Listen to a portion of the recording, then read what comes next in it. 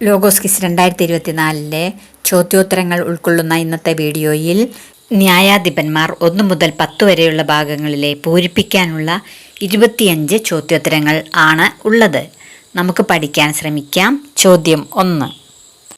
കർത്താവ് പറഞ്ഞു, യൂദ ആദ്യം പോകട്ടെ, ഇതാ ഞാൻ ഡാഷ് അവന് ഏൽപ്പിച്ചു കൊടുത്തിരിക്കുന്നു.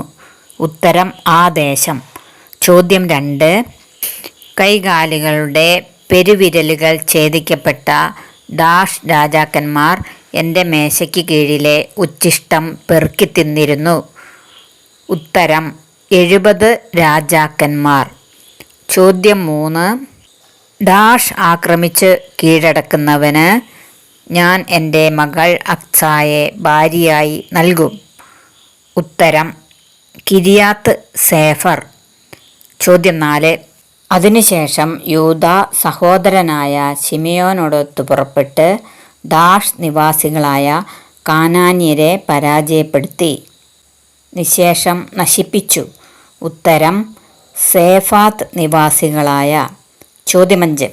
അവൻ ഡാഷിൽ ചെന്ന് അവിടെ ഒരു നഗരം പണിതു. ലൂസ് എന്ന് അതിന് പേരിട്ടു. ഉത്തരം ഹിദ്യരുടെ നാട്ടിൽ. ചോദ്യം 6.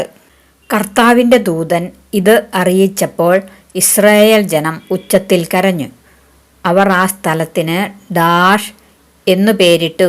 ഉത്തരം ബോക്കിം. ചോദ്യം 7. ജോഷുവയെ ഡാഷിനു വടക്ക് എഫ്രായിം മലനാട്ടിൽ തിമ്നാത്ത് ഹെറസിൽ അവൻ്റെ അവകാശഭൂമിയുടെ അതിർത്തിക്കുള്ളിൽ അടക്കി. ഉത്തരം ഗാഷ് പർവ്വതത്തിന് വടക്ക്. അവർ കർത്താവിനെ ഉപേക്ഷിച്ച് ഡാഷിനെ സേവിച്ചു. ഉത്തരം ബാൽ ദേവന്മാരെയും അസ്താർത്തെ ദേവതകളെയും. ചോദ്യം 9. അവർ വളരെ കഷ്ടത അനുഭവിച്ചു. അപ്പോൾ കർത്താവ് ഡാഷ് നിയമിച്ചു. ഉത്തരം ന്യായാധിപന്മാരെ. ചോദ്യം 10.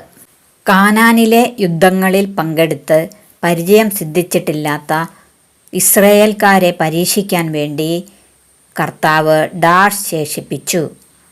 ഉത്തരം കുറേ ജനതകളെ. ചോദ്യം 11.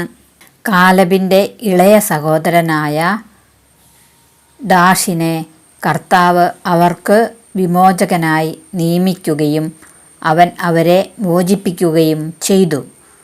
ഉത്തരം കെനാസിൻ്റെ പുത്രൻ ഒത്നിയേലിനെ. ഡാഷ് ഒരു മുഴം നീളമുള്ള ഇരുവായ്ത്തലവാൾ ഉണ്ടാക്കി വസ്ത്രത്തിനടിയിൽ വലത്തെ തുടയിൽ കെട്ടിവെച്ചു. ഉത്തരം ഏഹൂദ്. ചോദ്യം 13. ഏഹൂദിന് ശേഷം ഇസ്രായേൽ വീണ്ടും കർത്താവിൻ്റെ മുമ്പിൽ തിന്മ ചെയ്തു. കർത്താവ് അവരെ ഡാഷ് വിട്ടുകൊടുത്തു. ഉത്തരം ഹസോർ ഭരിച്ചിരുന്ന കാനാൻ രാജാവായ യാബീന്. ചോദ്യം 14. അവൾ എഫ്രായിം മലനാട്ടിൽ ഡാഷിനിടയ്ക്കുള്ള ദെബോറായുടെ ഈന്തപ്പനയുടെ കീഴിൽ ഇരിക്കുക പതിവായിരുന്നു. ഉത്തരം റാമായ്ക്കും ബഥേലിനും ഇടയ്ക്കുള്ള. ചോദ്യം 15. ഇസ്രായേലിൻ്റെ ദൈവമായ കർത്താവിൻ്റെ സന്നിധിയിൽ ഡാഷ് കുലുങ്ങി. ഉത്തരം സീനായ് മല. ചോദ്യം 16. മാക്കീറിൽ നിന്ന് സേനാപതികളും സെബുലൂണിൽ നിന്ന് ഡാഷും താഴേക്ക് അണിയായി നീങ്ങി. ഉത്തരം സൈന്യാധിപൻ്റെ ദണ്ഡു വഹിച്ചവരും. ചോദ്യം 17. സിസേറയ്ക്ക് ഡാഷ് വസ്ത്രങ്ങൾ. ഉത്തരം നിറപ്പകിട്ടാർന്ന ചിത്രപ്പണി ചെയ്ത വസ്ത്രങ്ങൾ. ചോദ്യം 18. മിദ്യാൻകാരെ ഭയന്ന് ഇസ്രായേൽ ജനം ഡാഷ് നിർമ്മിച്ചു. ഉത്തരം പർവ്വതങ്ങളിൽ മാളങ്ങളും ഗുഹകളും ദുർഗങ്ങളും. ചോദ്യം 19. ഗിദയോൻ കർത്താവിന് ഒരു ബലിപീഠം പണിത് അതിന് ഡാഷ് എന്നു പേരിട്ടു.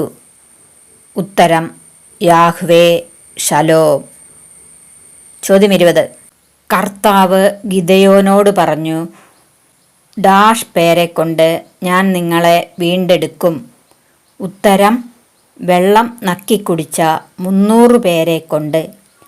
ചോദ്യം 20.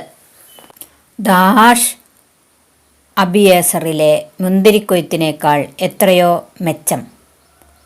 ഉത്തരം എഫ്രായിമിലെ കാലാപെറുക്കൽ. ചോദ്യം 21. മിദിയാൻ രാജാക്കന്മാർ അണിഞ്ഞിരുന്ന കണ്ടാഭരണം, പതക്കം, ഡാഷ് എന്നിവയ്ക്ക് പുറമേയാണിത്.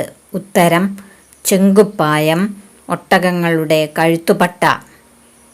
ചോദ്യം 22. ഡാഷ് ക്ഷേത്രത്തിൽ നിന്ന് 70 വെള്ളി നാണയം എടുത്ത് അവർ അബീമെലെക്കിന് കൊടുത്തു. ഉത്തരം ബാൽബെറീത്തിന്റെ ക്ഷേത്രത്തിൽ നിന്ന്. ചോദ്യം 23. ഡാഷ് സഹോദരനായ അബീമെലെക്കിനെ ഭയന്ന് പലായനം ചെയ്തു. ബേറിൽ ചെന്ന് താമസിച്ചു. ഉത്തരം യോത്താം. ചോദ്യം 23. ഡാഷ് ചോദിച്ചു, ആരാണ് ഈ അബീമെലെക്ക്? അവനെ സേവിക്കേണ്ടതിന് ശെഖംകാരായ നാം ആര്?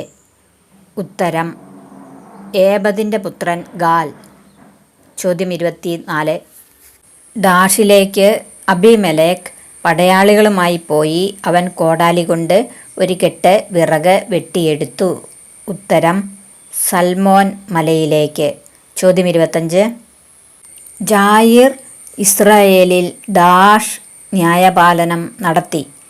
ഉത്തരം 22 വർഷം. കൂടുതൽ പ്രധാനപ്പെട്ട ചോദ്യോത്തരങ്ങളുമായി അടുത്ത വീഡിയോകളിൽ നമുക്ക് വീണ്ടും കാണാം. എല്ലാവർക്കും നന്ദി.